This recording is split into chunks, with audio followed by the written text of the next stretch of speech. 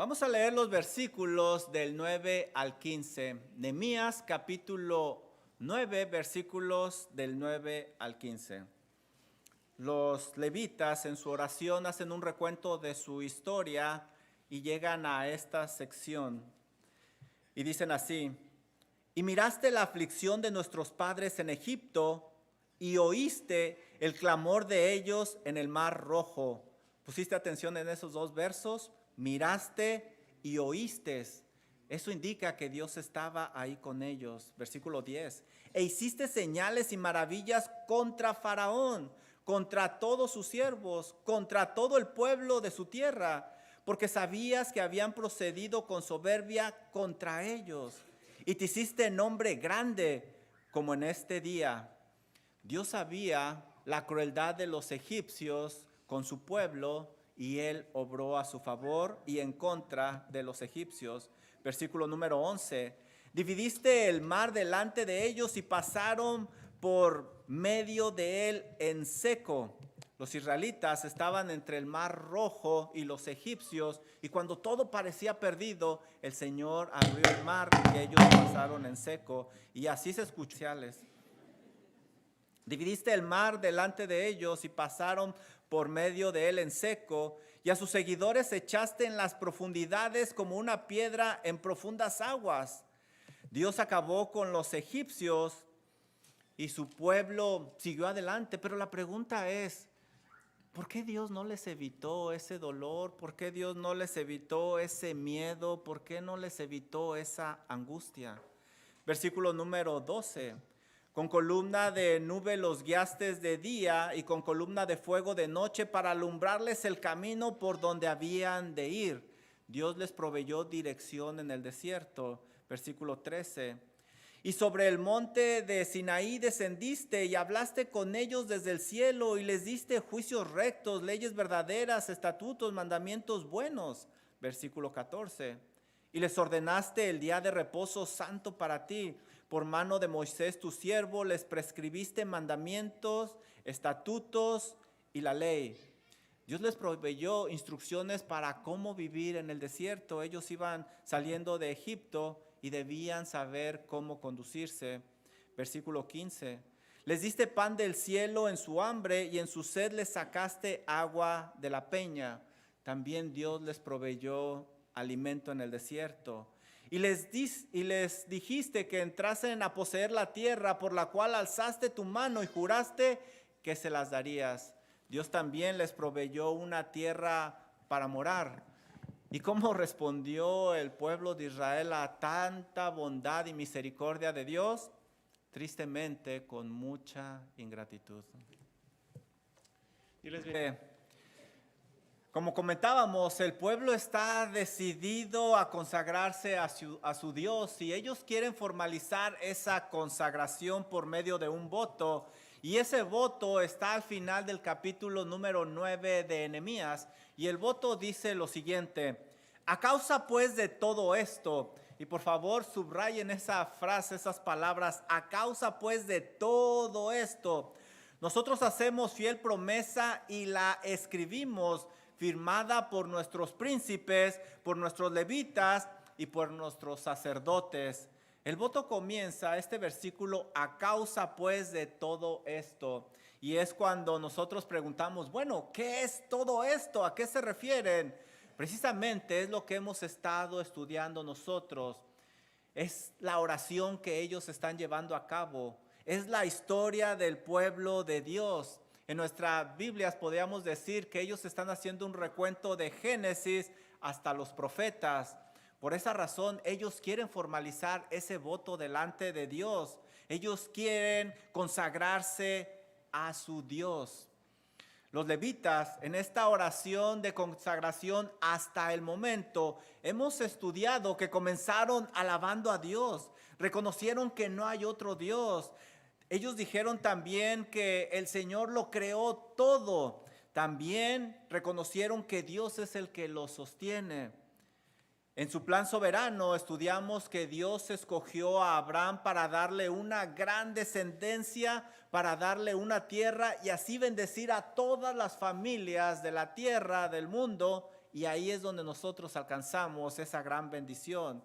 Abraham, dice la Biblia, que milagrosamente tuvo un hijo que se llamó Isaac. Lo estudiamos la vez pasada. Isaac tuvo 2 hijos, Esaú y Jacob. Dios decide escoger a Jacob para cumplir esa gran promesa que le había hecho a Abraham. Y le cambia el nombre de Jacob a Israel. La Biblia nos enseña que Israel llega a tener 12 hijos. Él podía haber sido hispano, ¿no creen? 12 hijos, wow. Uno de ellos, llamado José, soberanamente es llevado a Egipto, donde él llega a ser el segundo al mando. Él simplemente estaba abajo de Faraón. Gracias a José, toda su familia es llevada a Egipto y ahí ellos sobreviven una gran crisis hambruna. En Egipto, la descendencia de Abraham comienza a multiplicarse cada vez más y más y más, y con ese crecimiento viene una gran prosperidad para ellos. La promesa de Dios comienza a cumplirse ahí en Egipto y la familia empieza a crecer. Dios soberanamente obra en la familia, en la descendencia de Abraham. Pero aquí hay un problema. Egipto no era la tierra que Dios le había prometido a Abraham. Así es de que Dios soberanamente tiene que obrar para sacar a su pueblo de Egipto. Ahí es donde toma lugar el libro del Éxodo en nuestra Biblia. Ahí es donde toma lugar también la siguiente parte de la oración de los levitas, donde ellos nos están contando su historia, donde ellos están haciendo un recuento delante de Dios de cómo Él había obrado. Pero esos últimos años en Egipto fueron muy difíciles, tanto que parecía que Dios estaba distante, parecía que Dios ya se había olvidado de ellos. Por eso, en esta noche me gustaría que pensáramos qué hacer cuando Dios parece distante. Cuando pasamos en esas circunstancias difíciles y pensamos que Dios se ha olvidado de nosotros, ¿qué hacer? ¿Qué hacer? Bueno, pues lo primero que vamos a ver es que pensar que Dios está distante es un sentimiento, pero no una verdad teológica. Porque Dios está en presencia de sus hijos, aunque estos no lo puedan percibir. Lo primero que vamos a hacer es que debemos de recordar que Dios siempre está con sus hijos. Miren, es importante ir al libro del Éxodo para comprender lo que los levitas están diciendo en esta oración, lo que ellos están intentando expresar. Ve por favor conmigo a Éxodo capítulo número 1 y mira lo que dice el versículo número 6. Éxodo capítulo 1, versículo número 6. Dice la palabra del Señor así: y murió José y todos sus hermanos y toda aquella generación. Versículo 7. Y los hijos de Israel fructificaron y se multiplicaron y fueron aumentados y fortalecidos en extremo, y se llenó de ellos la tierra. El libro de Éxodo comienza relatándonos cómo se estaba cumpliendo el pacto abrámico en la descendencia de Abraham. Esta era una descendencia ahora próspera, de influencia, pero la forma de cumplir su promesa de parte de Dios es simplemente extraordinaria. No sé si pusiste atención en los adjetivos que se están usando aquí. Usa puros superlativos. Se fructificaron, multiplicaron, aumentaron. Fueron tantos que llenaron la tierra de Egipto. La historia dice que eran alrededor de 600,000 hombres menores de 20 años. Si nosotros le agregamos a las esposas y a los hijos que, como hemos leído, tenían más que uno, pues ellos eran alrededor de 2 millones en Egipto. Ese crecimiento obviamente les dio poder e influencia en esa tierra ajena. Los egipcios, fuera de ver este crecimiento como una ventaja, lo vieron como una amenaza. Y sabes, ellos tenían razón, porque el pueblo de Dios no se les iba a unir nunca. Eran muy diferentes. Por ejemplo, Israel era un pueblo nómada, pero los egipcios era una cultura ya establecida. Israel era un pueblo de pastores, pero los egipcios, ellos eran constructores. Israel vivía fuera de la ciudad y Egipto obviamente era el dueño de toda la ciudad. Israel adoraba al único Dios verdadero y los egipcios, ellos tenían un ídolo para cada cosa. Israel temía al Dios verdadero, pero los egipcios temían a Faraón. Como puedes ver, los egipcios tenían razón en ver a los israelitas como una amenaza. No había unión con ellos. Por eso, Faraón decide hacerles la vida muy, muy pesada. Esto es lo que tienen en mente los levitas cuando están haciendo su oración en Nehemías capítulo número 9. Vamos de regreso a Nehemías capítulo número 9 y mira el versículo número 9 lo que nos dice. Nos describe ese sufrimiento a causa de esa mano pesada de Egipto sobre ellos. Dice el versículo 9, y miraste la aflicción de nuestros padres en Egipto y oíste el clamor de ellos en el mar Rojo. En este verso los levitas resumen su salida de Egipto, lo cual implicó una gran aflicción, como leemos aquí. Pero, ¿qué tan grande fue este sufrimiento? ¿Qué tan grande fue esta aflicción? El libro del Éxodo nos lo cuenta. Vamos de regreso al Éxodo. Los egipcios los obligaron a trabajar simplemente sin descanso. Eran jornadas muy largas. Dice Éxodo capítulo 1, versículo 13 y 14 lo siguiente. Y los egipcios hicieron servir a los hijos de Israel con dureza. Esta palabra dureza la van a encontrar ustedes en otros versículos usada como romper, hacer violencia. Versículo 14. Y amargaron su vida con dura servidumbre.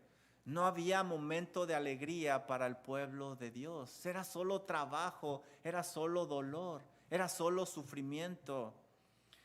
El resto del versículo dice que ellos estuvieron trabajando haciendo barro, ladrillo, en toda labor del campo y en todo su servicio, al cual los obligaron con rigor. Los egipcios los obligaron a vivir en una manera simplemente inhumana. Los trataban con mucha crueldad, haciéndolos trabajar en cosas muy pesadas. Los trataban tan mal aun cuando ellos estaban haciendo sus labores. Algunos sugieren que este es el momento cuando se construyeron esas pirámides tan famosas de Egipto. Era tan cruel la vida en Egipto que el mismo Dios la describe como un horno donde se funde el hierro. Déjenme leerles lo que dice Deuteronomio 4:20. Pero a vosotros Jehová los tomó y los ha sacado del horno de hierro de Egipto, para que seáis el pueblo de su heredad como en este día. El horno donde se funde el hierro no es un horno común y corriente, no es un horno como donde nosotros hacemos pan, es un horno muy especial, es un horno donde el calor es muy alto. Ahí es donde estaba el pueblo de Dios. Pero como los egipcios no pudieron detener ese incremento, y Israel seguiría creciendo y creciendo, ellos hacen algo muy cruel. Israel simplemente se portó como el hierro fuerte. Faraón dio una orden muy cruel. Él dio la orden de que todo varón recién nacido tenía que morir. Dice Éxodo 1:16. Faraón habla con las parteras y les da la siguiente orden. Cuando asistan a las hebreas en sus partos y veáis el sexo, si es hijo, matadlo. Y si es hija, entonces que viva. El faraón no tenía corazón. Él simplemente quería detener ese crecimiento a cualquier precio. Pero las parteras, dice la Biblia, que ellas temieron más a Dios que a Faraón. Si esta orden se hubiera llevado a cabo, el pueblo de Israel se hubiera extinguido. Pero las parteras valientemente, aún poniendo en riesgo su vida, temieron más al Dios verdadero. Pero ¿sabes? Dios, fiel a su promesa, a pesar de lo que ellos estaban viviendo, nunca dejó a su pueblo. ¿Te fijaste lo que leímos en Deuteronomio 9:9? Mira el verbo que usa el escritor: y miraste la aflicción de nuestros padres en Egipto. Ese verbo nos indica que ahí estaba Dios con ellos, viendo lo que estaba sucediendo. Dios mismo fue un testigo ocular de lo que estaba ocurriendo. No envió un ángel para que tomara notas y luego le diera el reporte. La Biblia me enseña que Dios mismo estaba presente en medio del sufrimiento de su pueblo. Ese recuerdo para los levitas que están orando ya no dolía. Al contrario, les recordaba que Dios era omnipresente y que actuaba en presencia de su pueblo, aunque el pueblo no se diera cuenta, aunque el pueblo no lo pudiera percibir. Muchos, si quizá todos hemos sido culpables de pensar erróneamente que Dios nos ha abandonado en medio del sufrimiento. Un ejemplo es David. Sí, David, el hombre conforme al corazón de Dios. Mira lo que escribe en el Salmo 10:1. David escribe lo siguiente: ¿por qué estás lejos, oh Jehová, y te escondes en el tiempo de la tribulación? Para David, Dios no quiere ayudarle.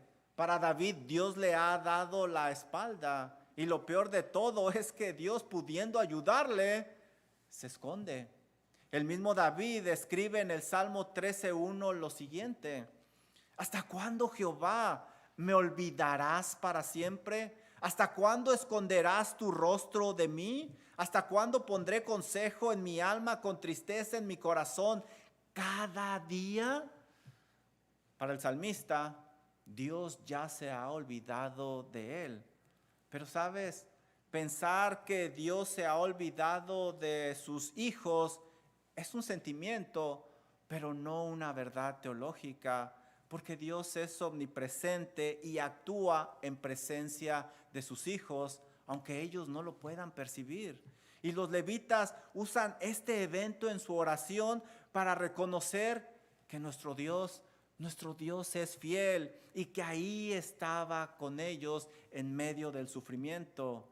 Ellos usan también en este versículo 9 otro ejemplo de que Dios había estado con ellos. Dice el resto del versículo: y oíste el clamor de ellos en el mar rojo. ¿Te fijaste el verbo que está usando aquí? Oíste. En la oración nos está diciendo que Dios estaba ahí escuchando. Es decir, Dios fue un testigo que estuvo escuchando directamente lo que estaba sucediendo. No envió un ángel y luego el ángel le fue a dar un reporte. Dios estaba escuchando el clamor de su pueblo ahí mismo. Él estaba presente en medio del sufrimiento, aunque ellos no lo podían percibir. Los levitas traen al presente el momento cuando los egipcios los estaban persiguiendo y vienen los egipcios y ellos están huyendo y está el mar rojo. Ellos están entre los egipcios y el mar rojo. Parecía que no había escapatoria. Faraón los había dejado salir de Egipto, pero luego se arrepintió y salió con todos sus carros de guerra. Esos carros de guerra usualmente tenían dos personas, una que iba manejando y la otra lista para atacar, como si fueran a pelear contra el pueblo de Dios que no estaba armado. Eso te da la idea del terror que debieron de haber sentido el pueblo de Dios cuando venían los egipcios. Todo parecía perdido, estaban en medio de los egipcios y de el mar, estaban acorralados. Y Éxodo 14:10 nos dice algo muy interesante. Éxodo 14:10. Y cuando Faraón se hubo acercado, los hijos de Israel alzaron sus ojos. Ellos no sabían que Dios había permitido que los egipcios los persiguieran. Y he aquí los egipcios venían tras ellos, por lo que los hijos de Israel temieron en gran manera y clamaron a Jehová. Aquí me dice que tenían un gran temor. ¿Dónde estaba Dios? ¿Por qué Dios permitió que los acorralaran? A pesar de lo que sus ojos veían y de lo que ellos estaban sintiendo, los levitas en su oración reconocen que ahí estaba Dios con ellos. El verbo usado para oír en el idioma original da la idea de escuchar con mucha atención. Dios mismo estaba ahí presente escuchando el clamor de sus hijos porque Él es omnipresente. ¿Sabes? El pensar que Dios está distante de sus hijos es un sentimiento, pero no una verdad teológica. Dios siempre está cerca de sus hijos escuchando su clamor. De hecho, el clamar en momentos de angustia es muy bíblico. Eso era lo que hacía David. Él clamaba cuando llegaba el momento del miedo, de la necesidad, cuando todo parecía perdido. Dice Salmo 18:6 lo siguiente: en mi angustia invoqué a Jehová y clamé a mi Dios. Y oyó mi voz desde su templo, y mi clamor llegó delante de él a sus oídos. También escribe en el Salmo 34:15 lo siguiente: los ojos de Jehová están sobre los justos, y atentos sus oídos al clamor de ellos. Los levitas en su oración lo que nos están diciendo es que no importaba dónde ellos estuvieran, cuando clamaban a Dios, Él los escuchaba. ¿Está Dios con nosotros en estos días en presencia de sus hijos, como en aquella época, como en este momento que estamos estudiando? Más vale que lo creas. Más vale que lo creas. Es una promesa de nuestro Señor Jesucristo. Dice Mateo 28:20: he aquí yo estoy con vosotros. Sí, Señor, pero ¿por cuánto tiempo? Todos los días, hasta el fin del mundo. Amén. Amén. Exactamente. Cuando tus sentidos te digan que Dios está distante, recuérdales que eso es un sentimiento, pero no una verdad bíblica. Porque nuestro Dios omnipresente actúa en presencia de sus hijos, aunque no lo podamos percibir. Lo siguiente que veremos es que pensar que Dios está distante sí es un sentimiento, pero no una verdad teológica, porque Dios actúa en sus hijos, aunque estos no lo vean. Miren lo que dice el versículo número 10, Nehemías 9:10.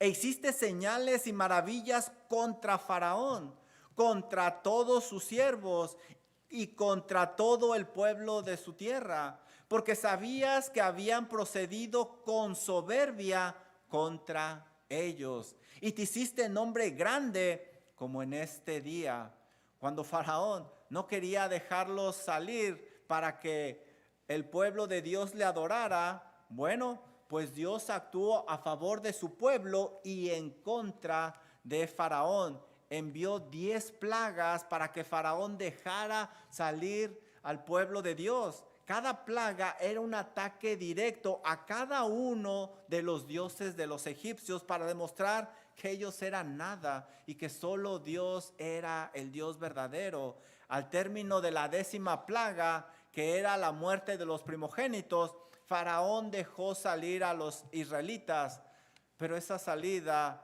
no fue tan fácil como se las estoy explicando. Hubo momentos de mucha angustia. Mira lo que dice Éxodo 14, versículos del 10 al 12. Y cuando Faraón se hubo acercado, los hijos de Israel alzaron sus ojos, y he aquí que los egipcios venían tras ellos, por lo que los hijos de Israel temieron en gran manera y clamaron a Jehová. Clamaron a Dios pero el miedo los había cegado y pensaron que Dios ya los había abandonado. Mira lo que dice el versículo número 11. Y dijeron a Moisés: ¿no había sepulcros en Egipto que nos has sacado para que muramos en el desierto?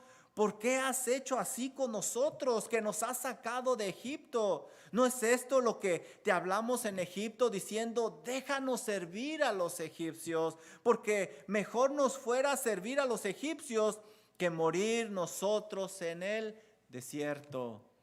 Ellos sentían que Dios estaba muy, muy distante de ellos, pero esto no era una verdad teológica, simplemente era el miedo que ellos estaban sintiendo, porque Dios estaba actuando en favor de ellos, aunque no lo pudieran percibir.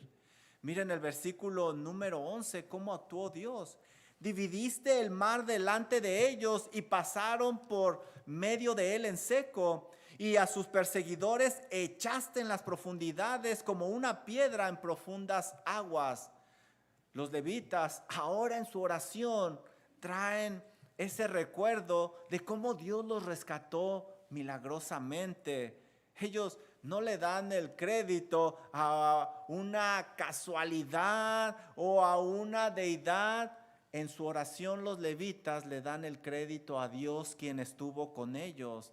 ¿Te fijaste? Los verbos están en primera persona. Tú dividiste, tú echaste. No fue nadie más que su Dios que estaba ahí trabajando en ellos.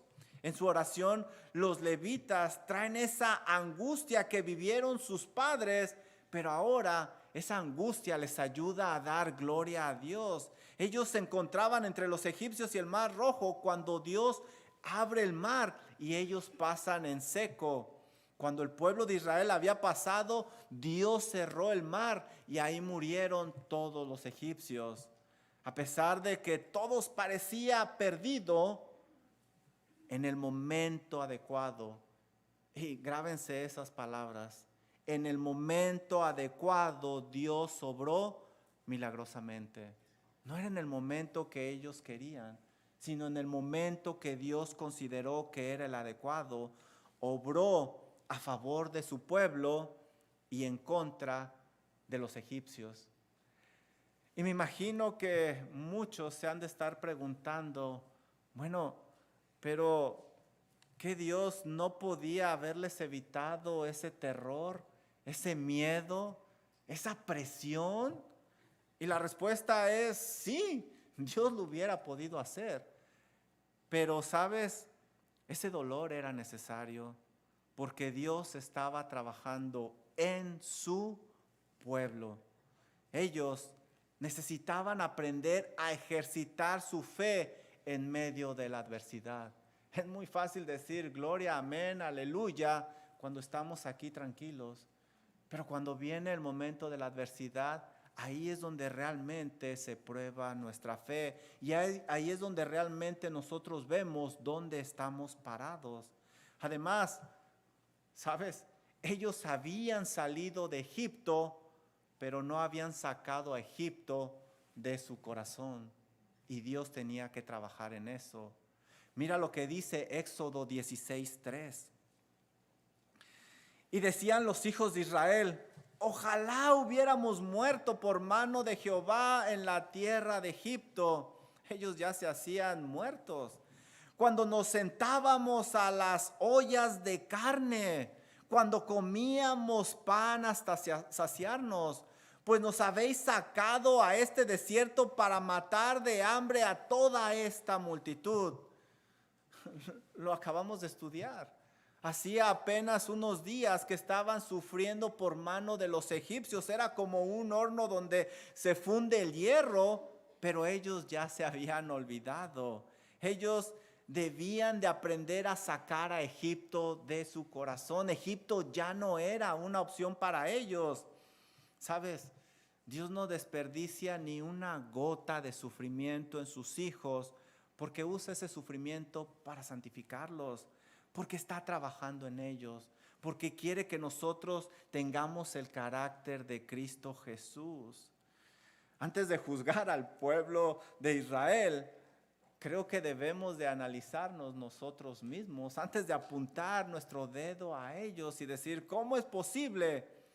Porque quizá muchos de nosotros necesitamos ese mismo proceso. Dios nos ha rescatado del mundo, pero todavía en muchos de nosotros hay mucho mundo dentro de nosotros. Todavía tendemos a usar esas mismas prácticas mundanas. Sí, a veces el dolor es necesario. Circunstancias vienen a nuestra vida porque Dios nos ama y no está distante. Él está trabajando en nosotros porque quiere sacar el Egipto que todavía está en nosotros. Lo último que veremos es que pensar que Dios está distante es un sentimiento, pero no una verdad teológica, no una verdad doctrinal, porque Dios también provee para sus hijos, aunque ellos no lo alcancen a apreciar. Dios los sacó de Egipto y Dios le proveyó a ellos porque les amaba. Mira lo que dice el versículo número 12. Con columna de nube los guiaste de día y con columna de fuego de noche para alumbrarles el camino por donde debían de ir. Los levitas recuerdan cómo Dios les proveyó dirección a sus padres cuando habían salido de Egipto. No los dejó a la deriva. Dios fue su guía y me dice este versículo que fue su guía en todo momento. Les mostró el camino correcto por donde ellos debían de andar. Sigue Dios actuando como en aquellos días, proveyendo dirección a sus hijos. Más vale que lo creas, más vale que lo creas, pero ya no lo hace con una columna de fuego, sino con su santa palabra. Dice Salmo 119, 105, lámpara es a mis pies tu palabra y lumbrera a mi camino. Aquí está la dirección que nosotros necesitamos, no estamos solos. El pueblo de Israel había estado 400 años en Egipto, pero ahora estaban en el desierto. Ellos necesitaban una guía, deberían de saber cómo vivir ahora en el desierto, en esta nueva etapa que tenían frente de ellos. Dios lo sabía, por eso les proveyó esa guía. Mira el versículo número 13, lo que nos dice. Y sobre el monte Sinaí descendiste y hablaste con ellos en el desierto y les diste juicios rectos, leyes verdaderas y estatutos y mandamientos buenos. Ahora en su oración, los levitas recuerdan cómo Dios habló a sus padres desde el cielo, cómo con una voz imponente que dice Éxodo, que causó pavor, se comunicó con ellos. Y habló de tal manera que los hizo temblar de miedo. Dios personalmente había descendido para proveerle al pueblo la dirección que ellos necesitaban.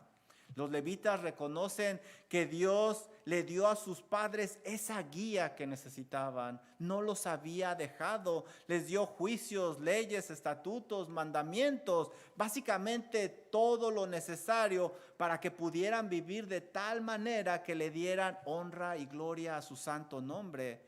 Además, no sé si viste los adjetivos de esto que acabo de mencionar. Estos leyes y mandamientos no eran como los que usaban en Egipto. Estos eran rectos, es decir, no había favoritismo, no se inclinaban a un lado o a otro, sino que se aplicaban por igual. Eran verdaderos, es decir, los mandamientos que Dios les dio no engañaban, eran buenos, eran para su beneficio. En su oración, los levitas reconocen algo que sus padres por mucho tiempo no pudieron ver, que Dios estaba con ellos proveyéndoles una buena dirección por medio de sus mandamientos. Sus padres habían despreciado la palabra de Dios. Ellos no habían alcanzado a entender que detrás de cada ley que decía no, había una etiqueta llena de amor de parte de Dios, la cual decía al reverso, porque te amo, mi hijo, porque es por tu bien. No, los padres por mucho tiempo no alcanzaron a apreciar eso. David en el Salmo 19 nos recuerda la gran bendición de la palabra de Dios que muchas veces tú y yo no alcanzamos a apreciar como los padres de los levitas. Mira lo que dice el Salmo 19, versículo 7. La ley de Jehová es perfecta, que convierte el alma. Es decir, transforma a la persona para bien. El testimonio de Jehová es fiel, que hace sabio al sencillo. Es decir, la Biblia, la palabra de Dios da sabiduría. Los mandamientos de Jehová son rectos, que alegran el corazón. Es decir, trae gozo, trae felicidad. El precepto de Jehová es puro, que alumbra los ojos. Es decir, permite que veamos la vida desde la perspectiva de Dios, con los ojos de Dios. Versículo 9. El temor de Jehová es limpio, que permanece para siempre. Los juicios de Jehová son verdad, todos justos. Es decir, no hay favoritismo. Versículo 10. Deseables son más que el oro, más que mucho oro afinado, y dulces más que miel, y que la que destila del panal.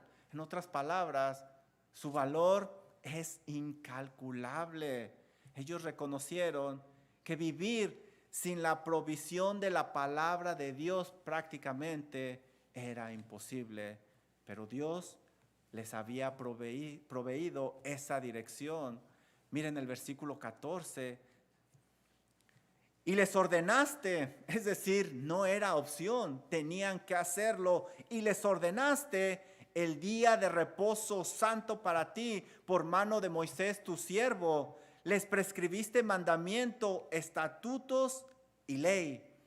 Los levitas en su oración ahora recuerdan algo muy especial que Dios les dijo que debían de practicar constantemente. Dios no quería que se olvidaran que los había sacado de Egipto con mano dura. ¿Y cuál era la forma de recordar? Guardar el día de reposo. Allá en Egipto, como estudiamos, allá eran esclavos. No tenían un momento de descanso. Por esa razón Dios les ordenó el día de reposo. Dice Deuteronomio 5:15 lo siguiente: acuérdate, es decir, no te olvides, tenlo siempre presente, que fuiste siervo en Egipto. Allá ellos no tenían descanso y ellos no tenían que olvidarse de eso. Y que Jehová tu Dios te sacó de allá con mano fuerte y brazo extendido, por lo cual, a causa de esto, Jehová tu Dios te ha mandado que guardes el día de reposo. Dios no quería que se olvidaran, porque sabía que ese corazón tenía la tendencia a olvidar. Dios no quería que olvidaran de dónde lo sacó y cómo lo sacó. Y el Shabbat o descanso o sábado se los iba a recordar. Nosotros somos la iglesia de Cristo. Nosotros no somos el pueblo de Israel. A nosotros no se nos manda guardar el sábado porque nosotros no salimos de Egipto. Pero sí se nos manda recordar lo que Cristo ha hecho por nosotros en la cruz del Calvario. Y Dios no quiere que olvidemos. Más vale que tengamos presente todo el tiempo lo que el Señor ha hecho por nosotros. El Señor, Él es nuestro descanso, dice la Biblia. Sigue Dios actuando como en aquellos días, proveyendo dirección para sus hijos. Más vale que lo creas. Más vale que lo creas, pero ya no con truenos y relámpagos, como dice el libro de los Hechos, sino por medio de su santa palabra. Dice Timoteo 3, 16 y 17, toda escritura es inspirada por Dios y útil para enseñar, para redarguir, para corregir, para instruir en justicia, a fin de que el hombre de Dios sea perfecto, enteramente preparado para toda buena obra. Sí, Dios sigue proveyendo para sus hijos. Lo siguiente que esta oración nos dice es que Dios les proveyó alimento. Dice el versículo 15, les diste pan del cielo en su hambre y en su sed les sacaste agua de la peña. Los levitas terminan esta sección recordando cómo Dios proveyó para las necesidades que ellos tenían. Sigue Dios actuando como en aquellos días, proveyendo para las necesidades de sus hijos. más vale que lo creas. Más vale que lo creas, pero ya no lo hace con maná o sacando agua de la peña. Dice Filipenses 4:19, mi Dios pues suplirá. ¿Suplirá cuánto? Mi Dios pues suplirá todo lo que os falta conforme a sus riquezas en gloria en Cristo Jesús. Dios sigue proveyendo para sus hijos. Versículo 15. Y les dijiste que entrasen a poseer la tierra por la cual alzaste tu mano y juraste que se las darías.